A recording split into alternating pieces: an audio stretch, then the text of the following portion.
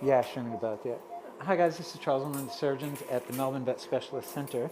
Today we have a 4-year-old Labrador who has a history of a mass in the ventral neck region, which burst and turned out to be an abscess. And so we've done a CT scan and identified what I think is a foreign body pocket that's in a pretty tricky area because we're right up between or medial to the ramus of the mandible. So there's lots of important stuff in there that we have to be aware of. If you haven't already done so, please subscribe to our channel.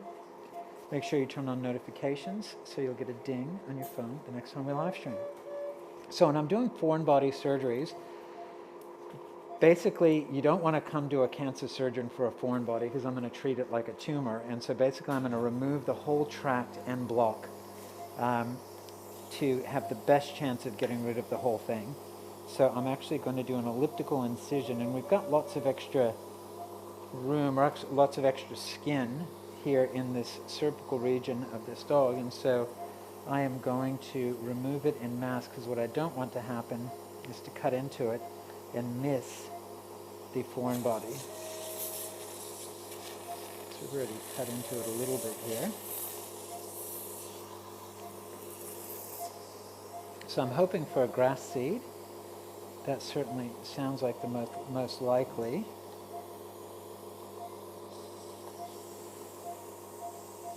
And it was referred to me as a possible sialocele, but when we did our CT scan, there was no communication with the salivary gland. The other thing is that obviously salivary glands are not going to abscess out in most cases. Can I get the table up, please? Yep.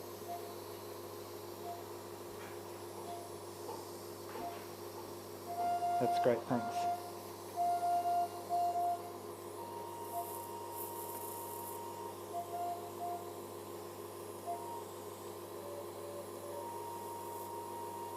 Can I get cautery turned up to 40 and 40, please?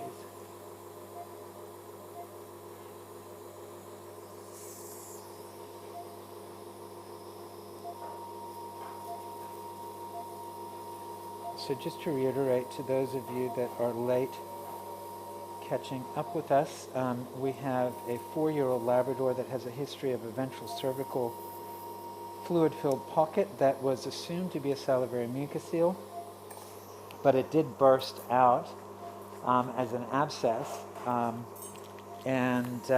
So we did a CT scan. My presumption was that it was going to be a foreign body. We did a CT scan and found a pocket that's traveling up medial to the vertical ramus of the mandible. And this tissue that I'm cutting into is all kind of indurated material, very consistent with an abscess or a foreign body. When we did the scan, we also found that it was not contiguous with the salivary gland on that side.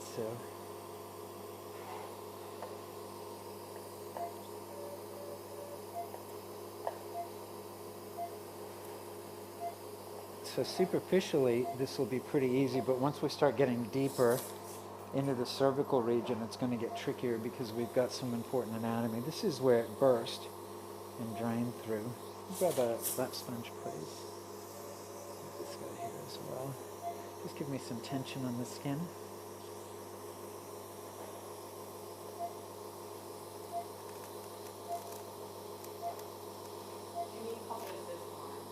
Hi, Jimmy. Where are you watching from, Jimmy?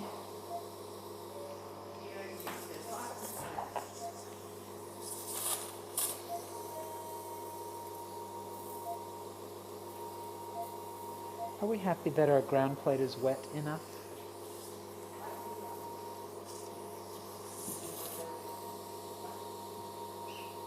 Hey Mom, can you help me? Just gonna move this. Yeah. Grounding plate. Just might not be damp enough, so I might need to get some more saline. Is it not strong enough? No. So just really soak that. Go now. Is that better? A little bit. It was on it. think his fur, because when I felt it, it wasn't terribly wet. So, It's a really wet one. right. Thank you.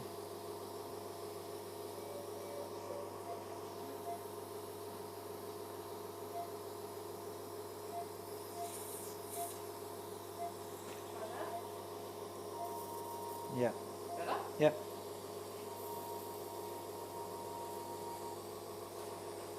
Can we get our big gelpies, please? Yep. And since Do you want that, them sharp pointed or? yes, please. Could you retract on that for me, please?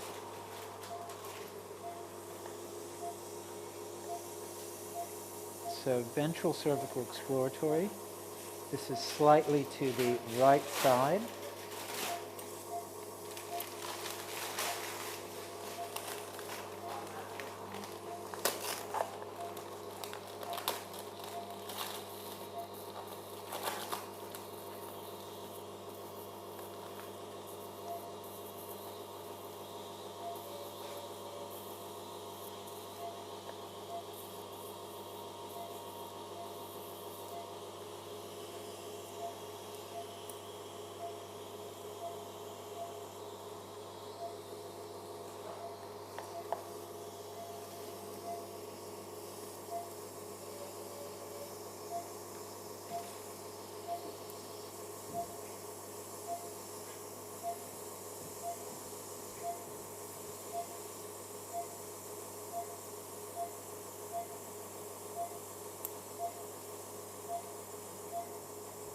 So this dog presented unwell to the referring vet with this fluctuant mass in its neck, and they did an aspirate on it and found inflammation.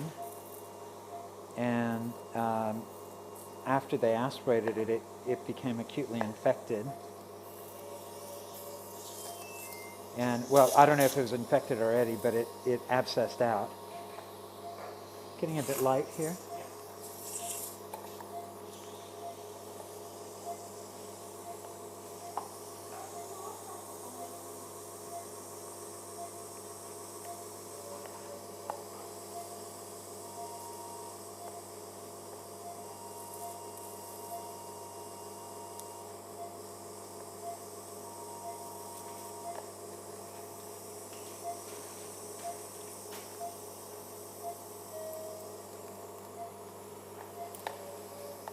And these can get quite frustrating. Can I get another Gelpie, please? Or did I get two already? Thank you. Can be quite frustrating just because of the bleeding that you can get and the challenging anatomy.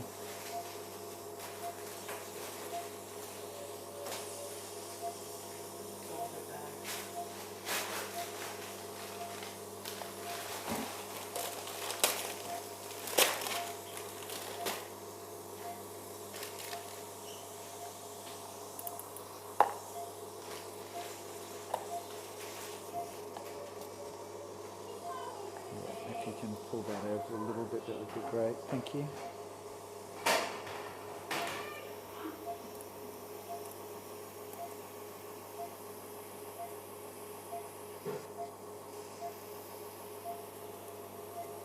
And I kind of got that feeling from the CT scan that there may be a foreign body pocket medial to the vertical ramus of the mandible. We might do. Pull that over. Do we have another towel clamp? I'll just clamp that over here.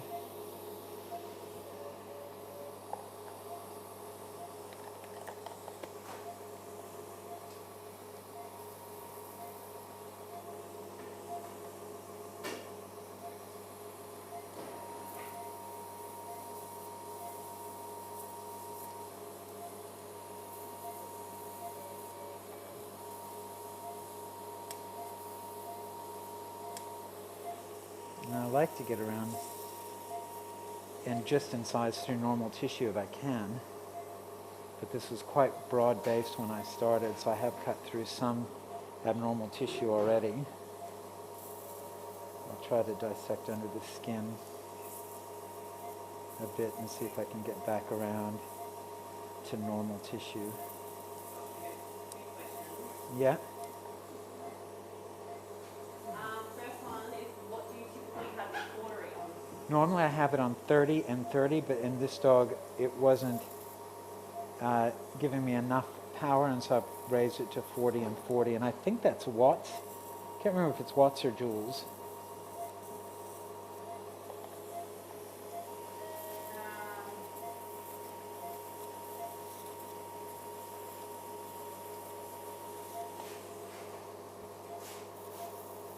Did they culture sensitivity? We do not have a culture and sensitivity on this dog. And often what I find is that it doesn't matter what's growing in here. Till you get that foreign body out, it's not going to resolve. And then Mark Domingo asks, what structures do we need to watch out for? So review of the anatomy. When I'm going in here, you have the carotid artery. Jugular vein is going to be a little bit farther lateral. Carotid artery bifurcates into the internal and external branches, and then it sends off the cranial thyroid artery.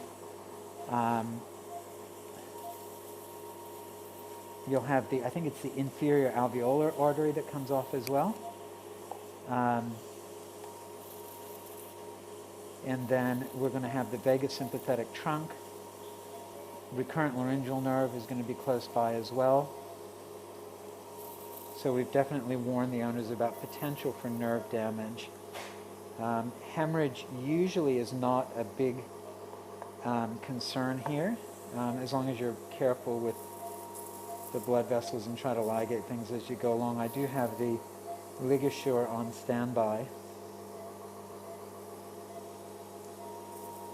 And someone else asked what breed of dog. This is a Labrador Retriever.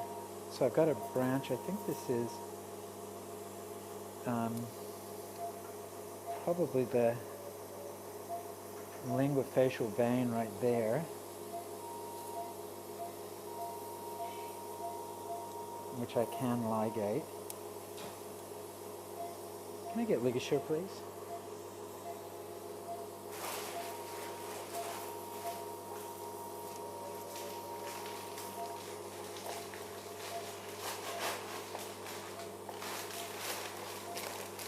So that's my larynx over here. I can feel that, my hyoid apparatus.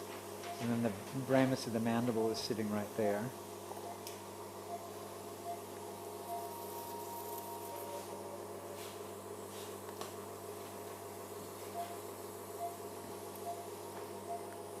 Hi, Virginia Tech grad. I did my residency at Virginia Tech, residency and master's degree.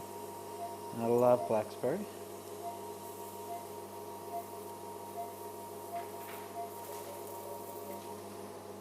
Virginia Tech grad, where are you? Said Danny Lederberg, where are you watching from?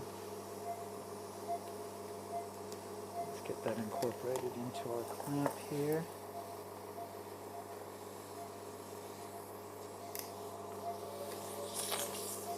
And the key with these is obviously not to get impatient.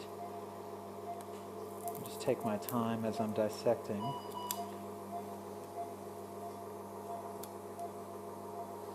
Otherwise you'll get a big bloody mess.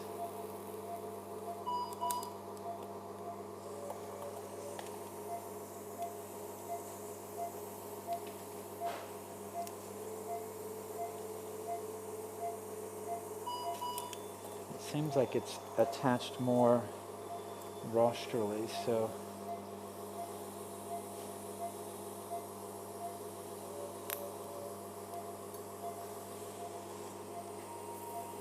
this is all fairly normal tissue back here.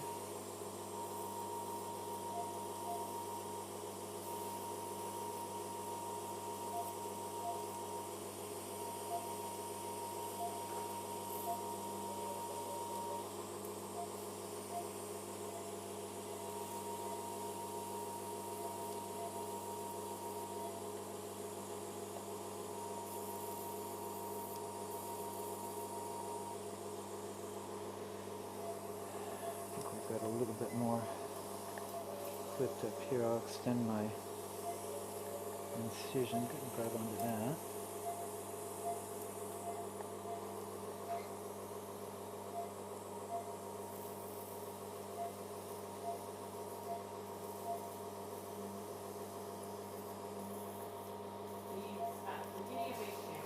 Nice.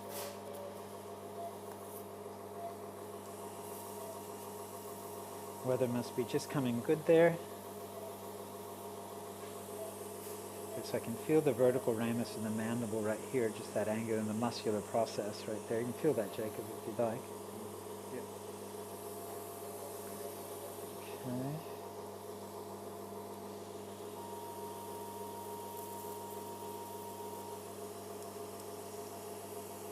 Another big vein right there. This is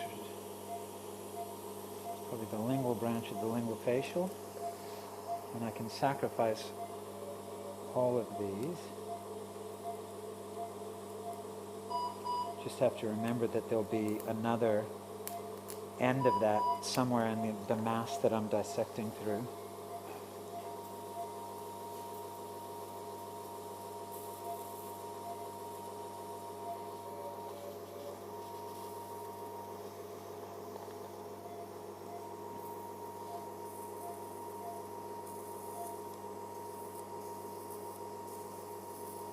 There are going to be a bunch of lymph nodes in here as well, which are not like they're structures that you can sacrifice.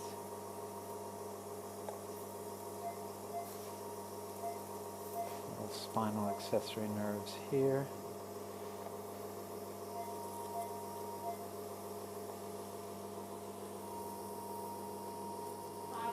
Do you use blunt Gelpi or sharp Gelpi? I use sharp Gelpies for everything. I think blunt Gelpies just slip out of the tissues too easily.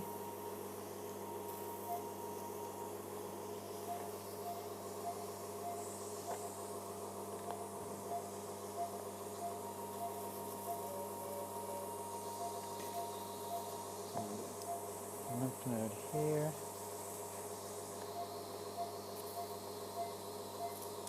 So that's getting into digastricus muscle right there. This, I think, is the other end of that lingual vein.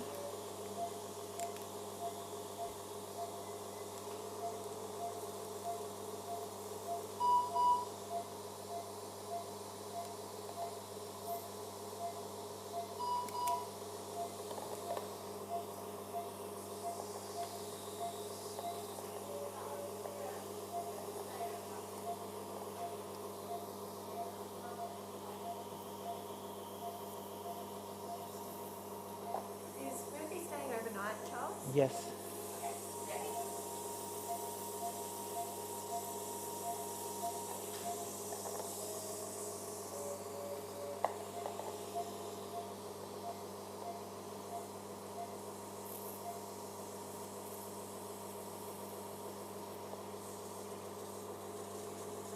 So this is where the foreign body is going to be, because my larynx is pushed all the way over here to this side. I can feel the hyoid apparatus right there.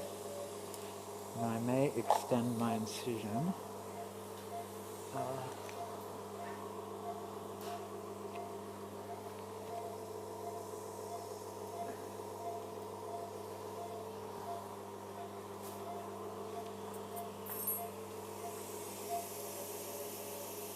So we've got this prepped quite a bit farther forward.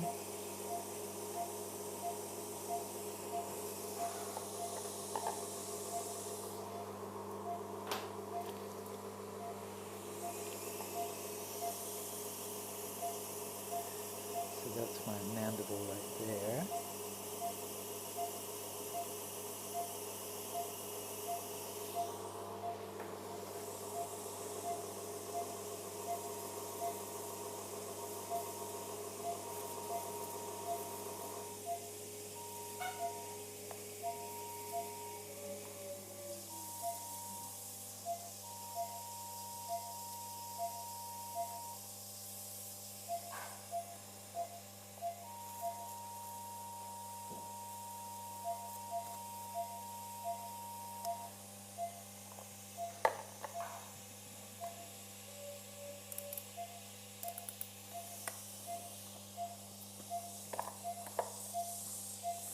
Release that for me, please.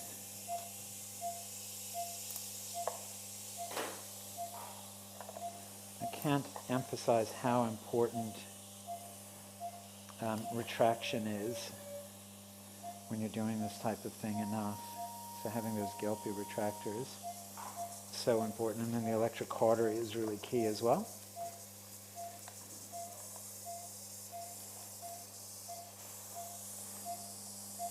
So that's my digastricus there, and so I'm just trying to go medial to that. So that's mandible there, digastricus.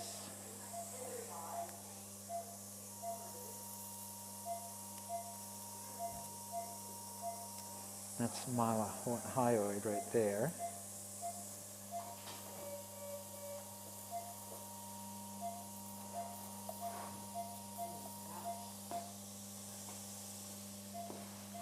That's into the oral cavity there, so I'll just have to stitch that up when we finish.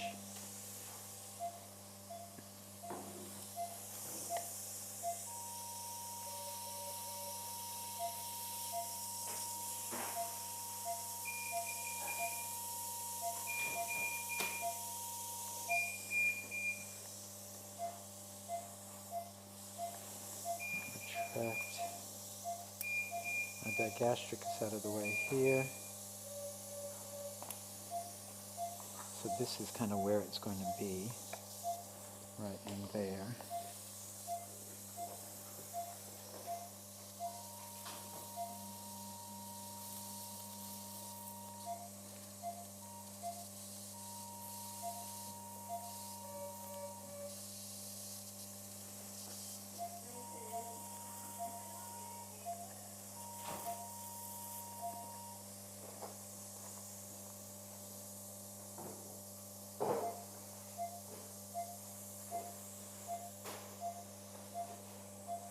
Brian is asking, have you performed a T mitral valve repair?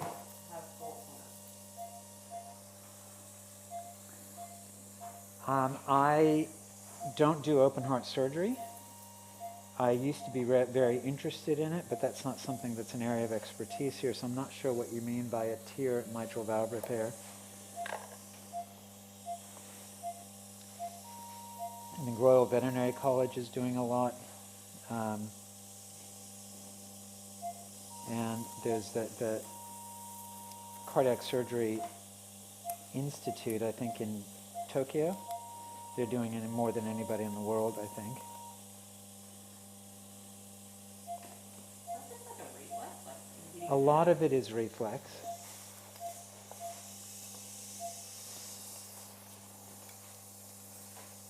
Just reflect that medially for me, please. Yeah.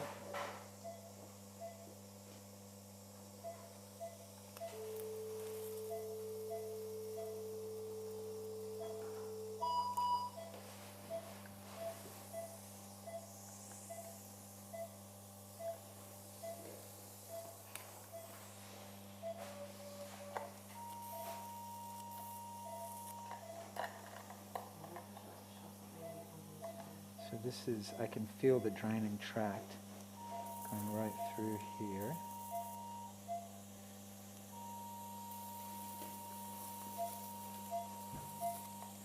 That's some lymph node there. You all right? I'm worried that he's going to just like bite his tongue. Okay. I'm just going to put something between his Okay. Sorry. You're all right. Stop that.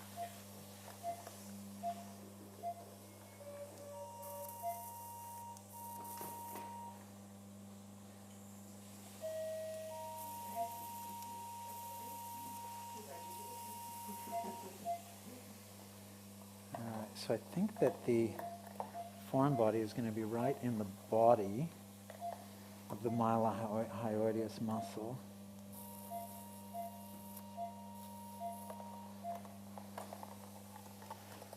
That's what the tract has dissected down to.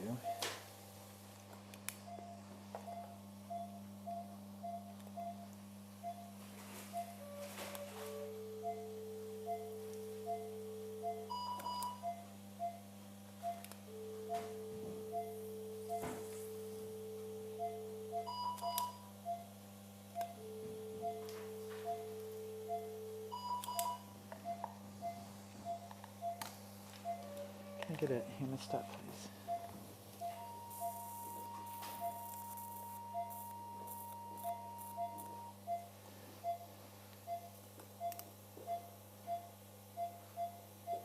So that's going right down into there. Okay. So I think I can feel confident in dissecting this free.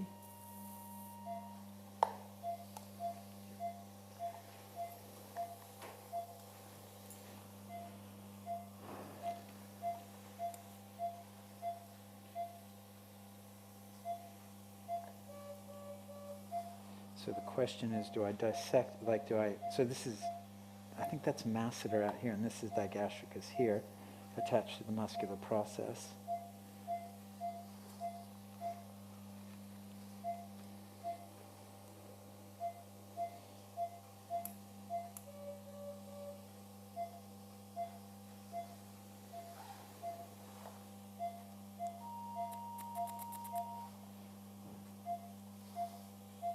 Is this consistent with foreign body migration from oral cavity? So good question.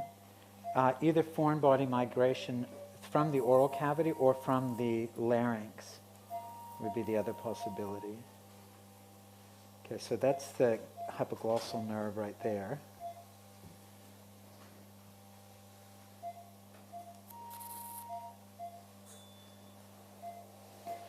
So the question is, do I just dissect out the whole digastricus muscle and be sure that I got it?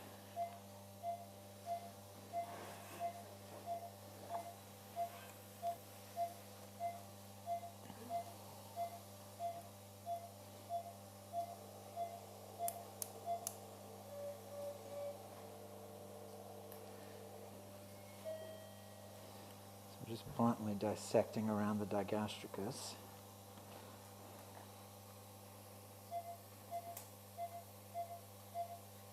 So that's the mandible right there.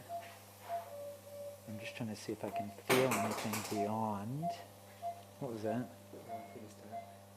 Right.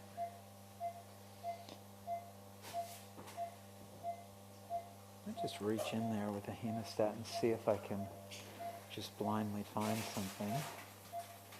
Which would then limit the amount of dissection that I have to do and excision.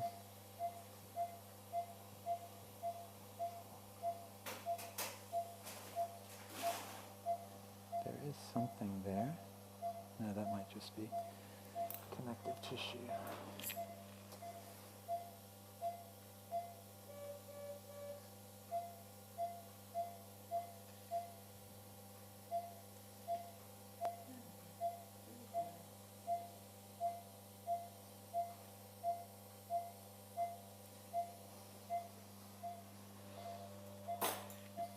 Can I get some small gulpies, please?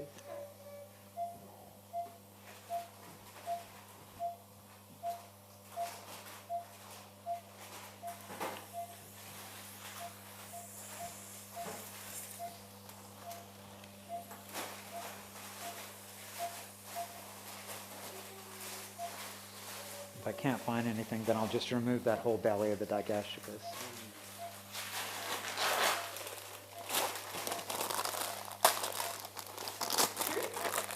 One for now. Thank you.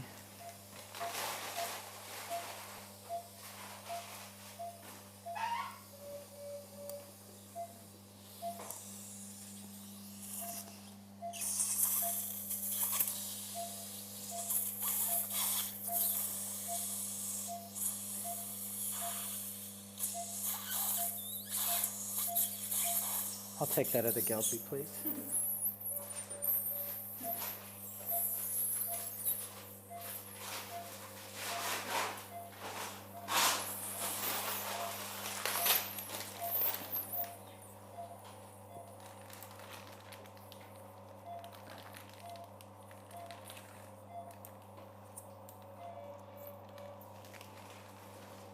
I'll grab that.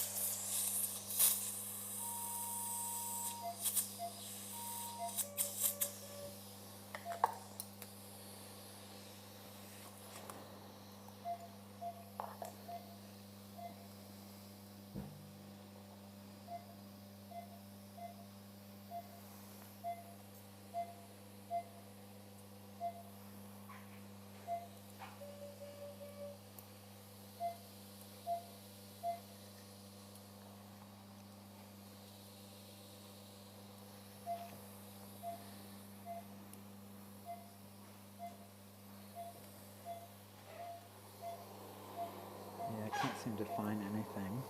So I think I am just going to take that digastricus out.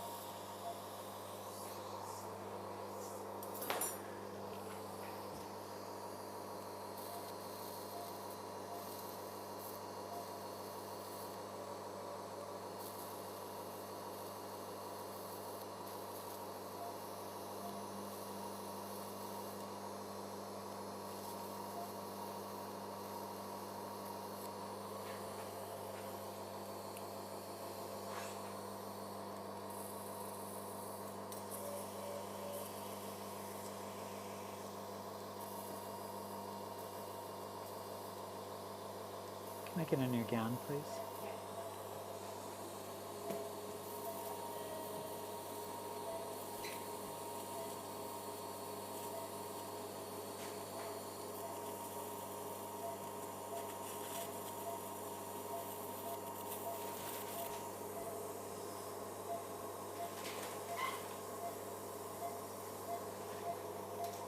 So I've just detached the digastricus muscle from the muscular process.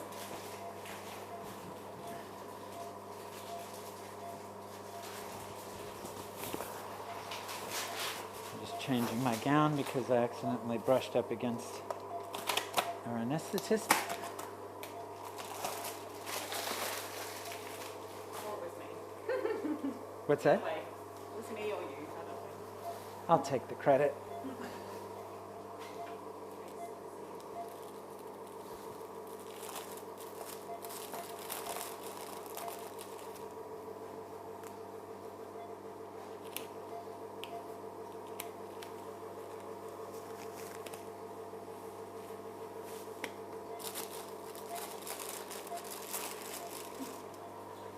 What is that part?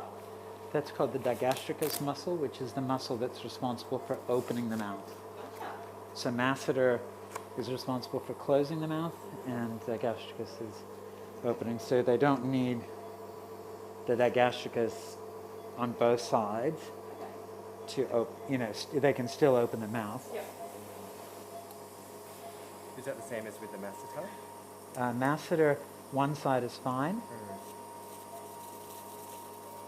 that's where it's located? Within the digastricus muscle, I think.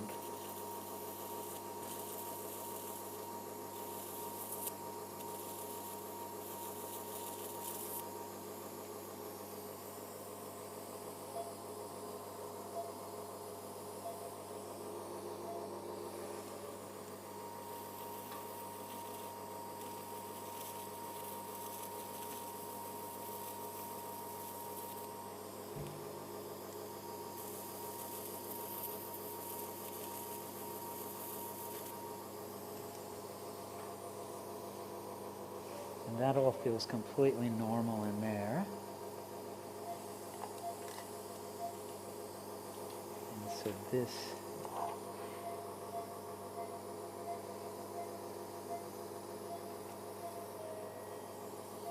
a big artery sitting right there. So TMJ, yeah, so the TMJ is going to be right up here. So that's it's called the retro, or the pharyngeal plexus or something like that.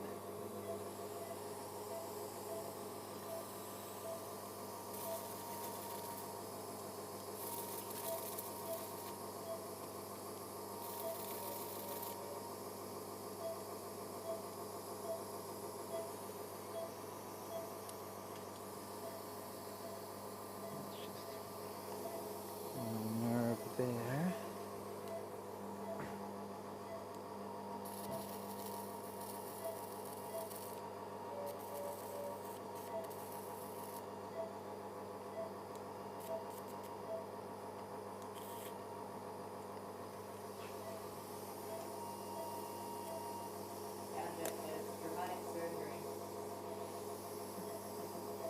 right, so that's the digastricus muscle right there.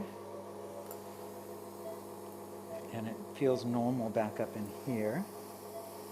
Just dissect it back a little bit farther.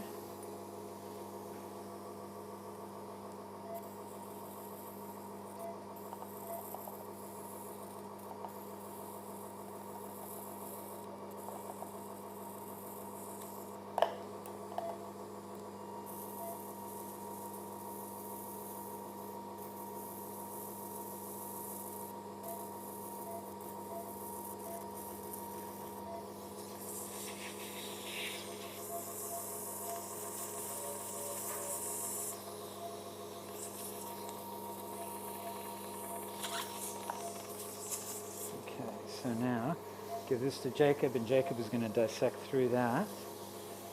So that's a cross-section of the digastricus muscle, masseter muscle there. That all feels completely normal in there. Salivary gland back here, which is isolated from the mass.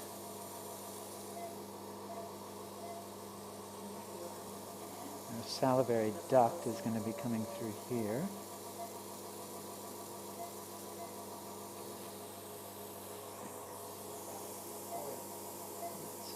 Nerve there. Tommy? Find something? No, it's just some fire. So what I usually do on these, Jacob, is I'll just take a blade and just start macerating, like cutting, or scissors, and just...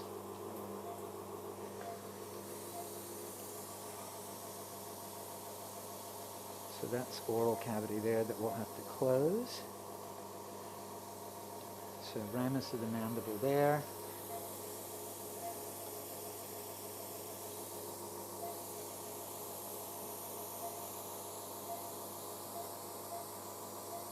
The salivary duct is going to be right there, traveling underneath the tongue. Lingual nerve will be up in here.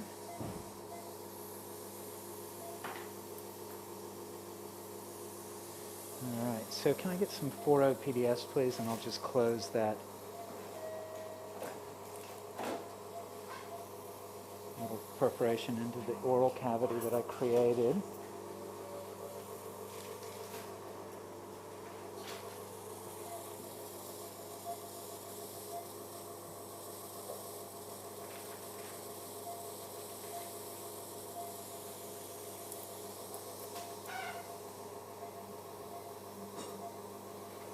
Cleaning up the area that I cauterized.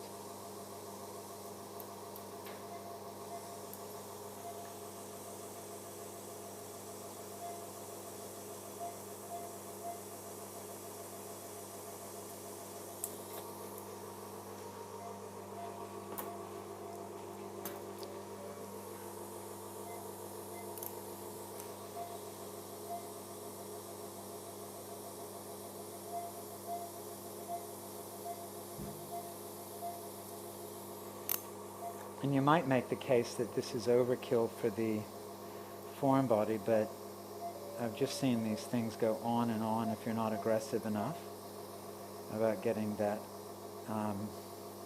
foreign body out.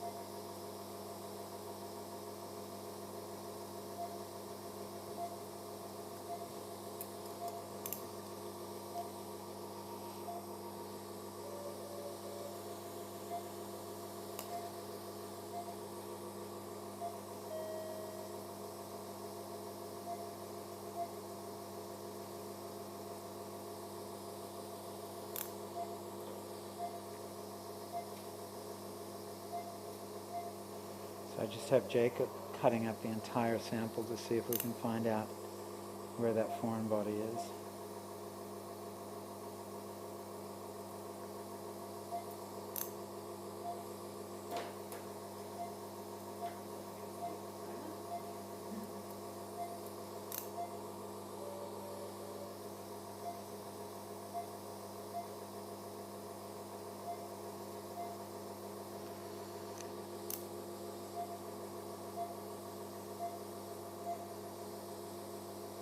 The other thing is that being a cancer surgeon, I know that I can get away with removing things like the digastricus muscle and that kind of thing. So,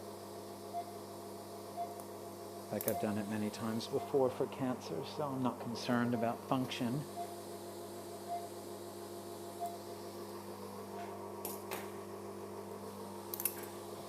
Can I get some flesh, please?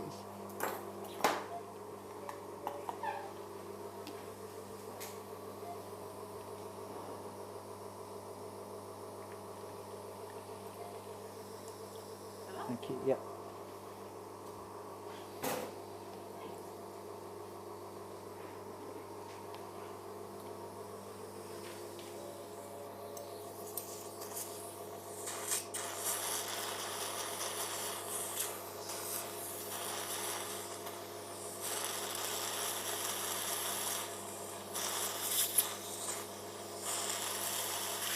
Get some 2O PDS, please.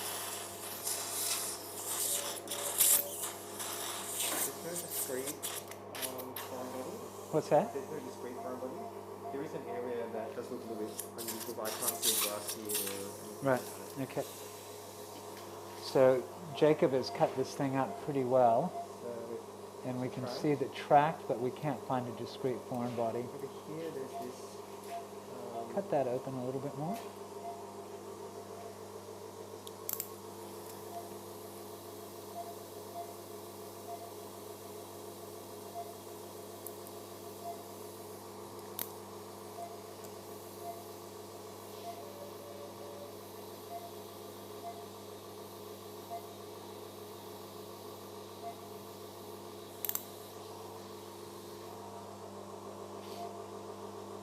And this has been my approach for foreign bodies, is remove entire structures that you think are abnormal, and to date it's paid off, where I have not had many, if any, recur, and we've had good function.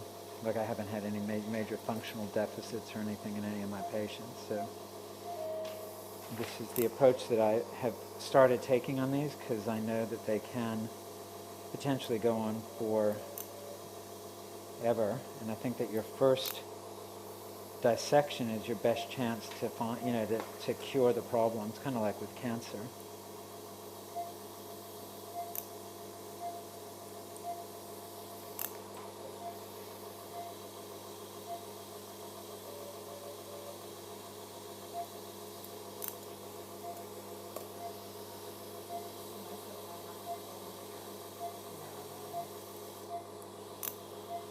What's that, Cass? But it was just so nice outside and now it's raining again.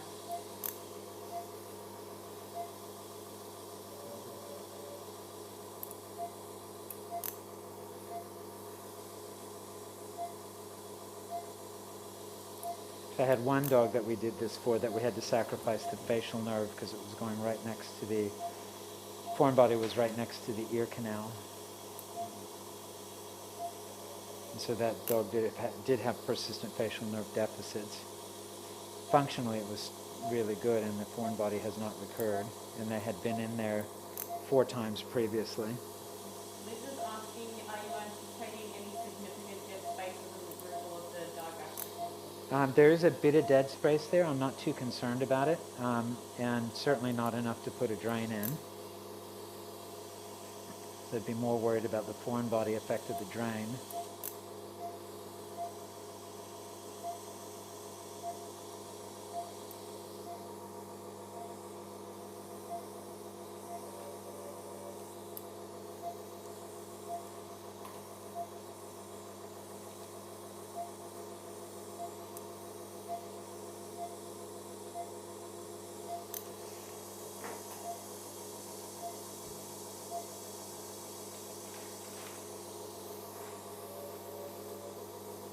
That was the lingual nerve there that we extended our dissection up to. Yeah, that's great, thanks. And I know that that can go that far up because when we do a salivary gland extirpation, that's how far we go.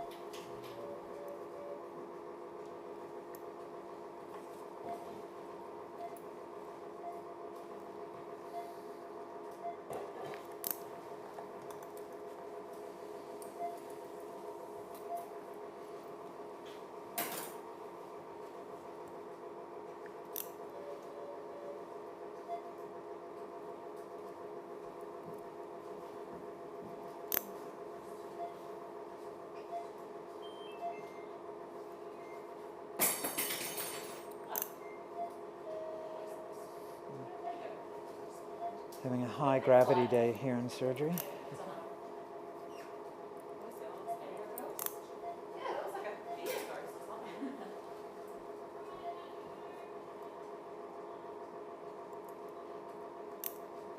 So now I'm just closing platysma and a bit of dead space.